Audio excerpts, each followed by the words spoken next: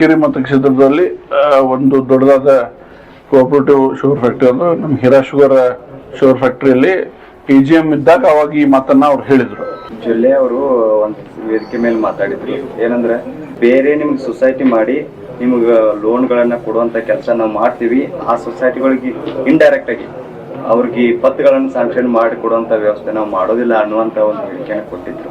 ಅದಕ್ಕೆ ನಾನು ಎಲ್ಲ ಜನತೆಗೆ ನಾವು ವಿಚಾರ ಮಾಡಬೇಕು. ಯಾಕಪ್ಪ ಅಂತಂದ್ರೆ ಇಷ್ಟು ವರ್ಷ ಮಾನ್ಯ ರಮೇಶಣ್ಣ ಕತ್ತಿಯವರ ಹತ್ರ ಅಧ್ಯಕ್ಷರಾಗಿ, ಉಪಾಧ್ಯಕ್ಷರಾಗಿ, ನಿರ್ದೇಶಕರಾಗಿ ಸಾಕಷ್ಟು ಬೇರೆ ಬೇರೆ ಅಧ್ಯಕ್ಷರು ನಿರ್ದೇಶಕರುಗಳಿದ್ರು.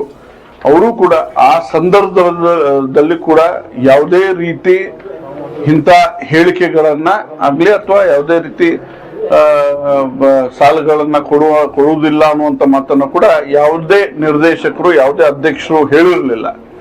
ಅದಕ್ಕೆ ನಾನು ಒಂದೇ ಕಿವಿ ಮಾತನ್ನ ಎಲ್ಲ ಜನತೆಗೆ ಹಾಗೂ ಎಲ್ಲ PKPS ನ ಎಲ್ಲ ಅಧ್ಯಕ್ಷರು, ಉಪಾಧ್ಯಕ್ಷರು ಹಾಗೂ ನಿರ್ದೇಶಕರುಗಳಿಗೆ ನಾನು ಹೇಳಲಿಕ್ಕೆ ಇಚ್ಛೆ ಪಡ್ತೇನೆ.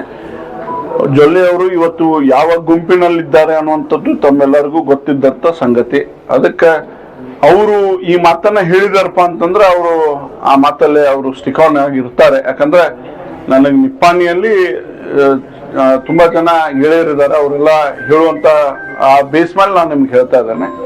ಅದಕ್ಕೆ ದಯವಿಟ್ಟು ಅವ್ರಿಗೆ ಯಾರು ನೀವು ಸಪೋರ್ಟ್ ಮಾಡ್ಲಿಕ್ಕೆ ಹೋಗ್ಬೇಡ್ರಿ. ಅವ್ರಿಗೆ ಹೇಳುವ ಮಟ್ಟ ಏನೈತ್ರಿ, ಒಂದ್ ಹೇಳ್ತಾರೆ, ಆಮೇಲೆ ಮಾಡೋದು ಒಂದ್ ಮಾಡ್ತಾರೆ.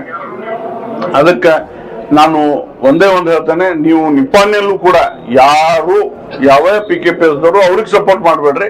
ಅವ್ರ ವಿರುದ್ಧಂತ ಕ್ಯಾಂಡಿಡೇಟ್ ಯಾರದಾರ ಅವ್ರಿಗೆ ಸಪೋರ್ಟ್ ಮಾಡ್ರಿ. ನಿಮ್ಮ ಹಿಂದೆ ಮಾನ್ಯ ರಮೇಶನ ಕತ್ತಿಯವರು ಇದ್ದಾರೆ. ಅವರು ಎಲ್ಲರೂ ಇವತ್ತಿನ ಮಟ್ಟ ನಿಮ್ಗೆ ಎಲ್ಲ ಅನುಕೂಲ ಮಾಡ್ಕೊಂಡು ತಂದು ಕೊಟ್ಟಿದ್ದಾರೆ. ಮುಂದೂ ಕೂಡ ಅನುಕೂಲ ಮಾಡ್ಕೊಂಡು ನಿಮ್ಗೆ ಕೊಡ್ತಾರೆ. ಅದಕ್ಕೆ ನಾನು ಒಂದೇ ಮಾತು ಹೇಳ್ತೇನೆ ಅಂದ್ರೆ, ಇಂಥ ಕೆಟ್ಟ ವಿಚಾರ ಯಾರಿಗಪ್ಪ ಅಂತಂದ್ರೆ ಅಂತ ಜನಕ್ಕೆ ಬರ್ತೈತಿ.